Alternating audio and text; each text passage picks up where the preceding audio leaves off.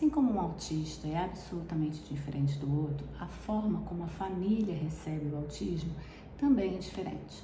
Isso tudo porque as famílias também são diferentes, né? Assim como os autistas. A gente tem diferenças individuais, características sensoriais, famílias, né? A configuração da família, em onde eles vivem, em que comunidade, um contexto que é completamente diferente. Algumas famílias têm um suporte, outras não têm suporte.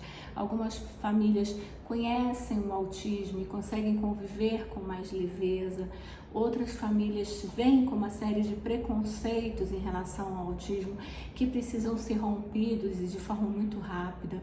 A gente fala do luto da mãe do autista, né? Que logo que ela descobre o diagnóstico, ela tem de fato uma dificuldade em aceitar isso.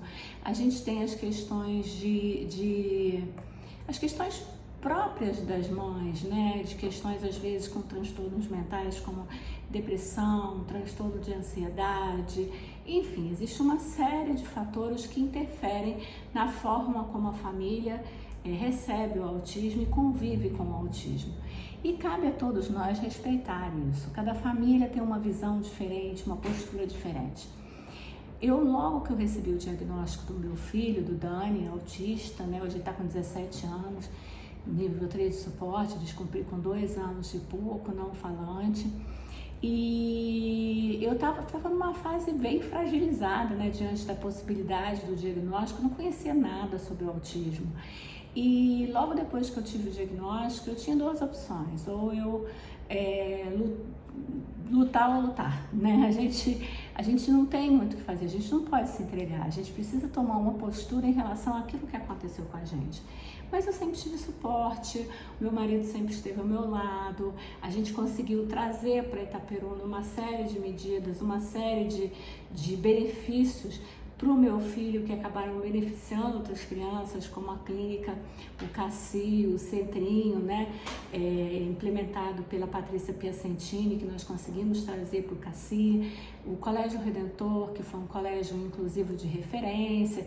Enfim, a gente conseguiu ter uma situação bastante favorável para mim e para as pessoas que estavam aqui. A gente tinha de fato um colégio inclusivo, a gente tinha de fato um centrinho muito bem gerido, muito bem coordenado, com profissionais maravilhosos. Então isso faz diferença. Só que o que eu vejo hoje é que as famílias têm um diagnóstico, e às vezes um diagnóstico tardio, não porque as características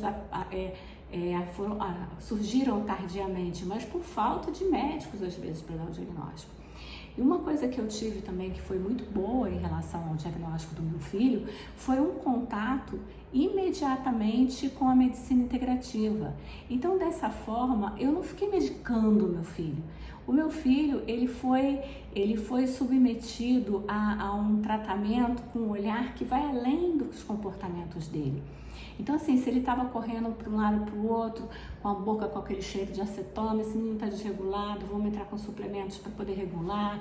Isso não só medicamente falando, tratando o eixo intestino-cérebro, fazendo as suplementações necessárias, mesmo questões de alterações mitocondriais, assim como terapeuticamente falando, né, do modelo DR Floor Time, que foi um modelo que tem esse olhar, né, para além